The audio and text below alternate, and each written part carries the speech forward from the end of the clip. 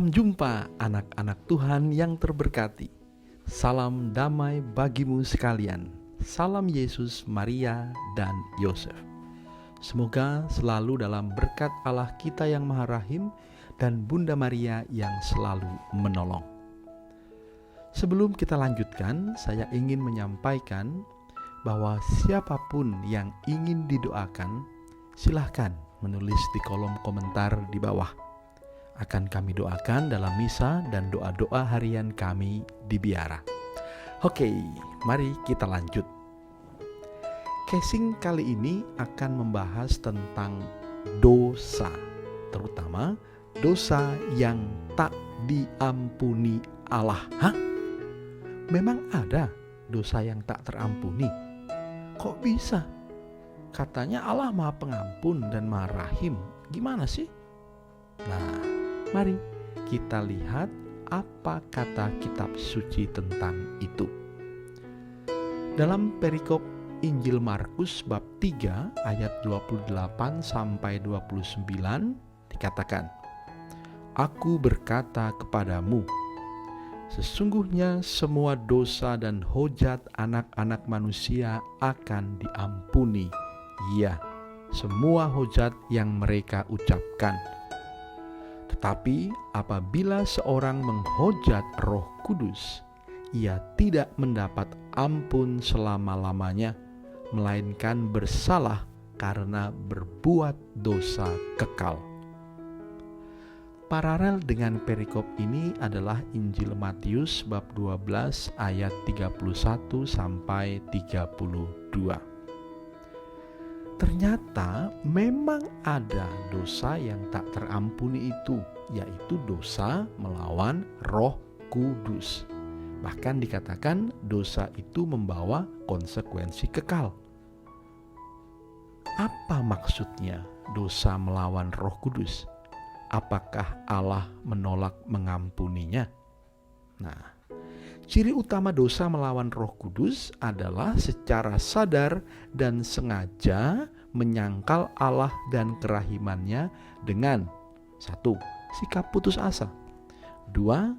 Kesombongan, 3. Sikap tidak mau bertobat, 4. Sikap keras kepala atau tegar tengkuk, 5. Menolak kerahiman ilahi, dan 6. Iri terhadap kemajuan rohani orang lain. Inilah ciri-ciri dosa melawan Roh Kudus. Nah, ini penjelasannya.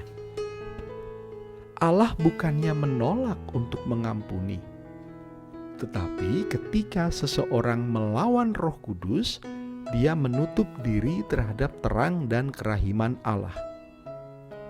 Itu bukan berarti Allah berubah dari Bapa yang Maha Pengampun menjadi hakim yang kejam, sehingga ia memalingkan wajahnya dari orang berdosa yang memohon belas kasihan. Bukan begitu. Allah selalu mengampuni. Rahmat pertobatan adalah rahmat sangat istimewa dari Roh Kudus. Dianugerahkan kepada orang yang sungguh tulus minta ampun. Rahmat ini membangkitkan kepekaan kita akan dosa dan menyesali dosa-dosa itu. Nah, ketika seseorang menutup diri terhadap rahmat Roh Kudus, dia tidak mampu menyadari kedosaannya dan mohon ampun.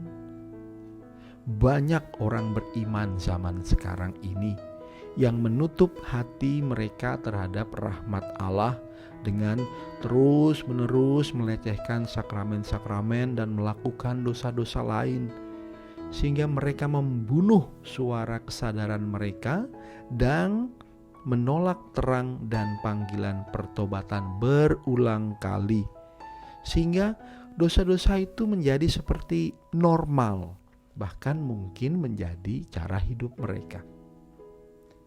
Bagi mereka yang mati dalam dosa, mereka tidak dapat menyesali dosa-dosa mereka.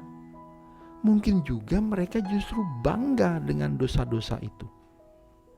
Dengan demikian, bukan Allah tidak mau mengampuni dosa itu, tapi manusialah yang tidak mau minta ampun dan diampuni.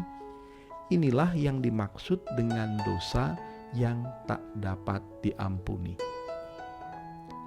Kapanpun orang seperti itu membuka hatinya bagi terang Allah, dia akan menyadari kesalahannya dan mohon ampun. Dan Allah pasti mengampuni karena Dia telah berjanji dalam Yesaya 1 ayat 18. Sekalipun dosamu merah seperti kirmizi, akan menjadi putih seperti salju.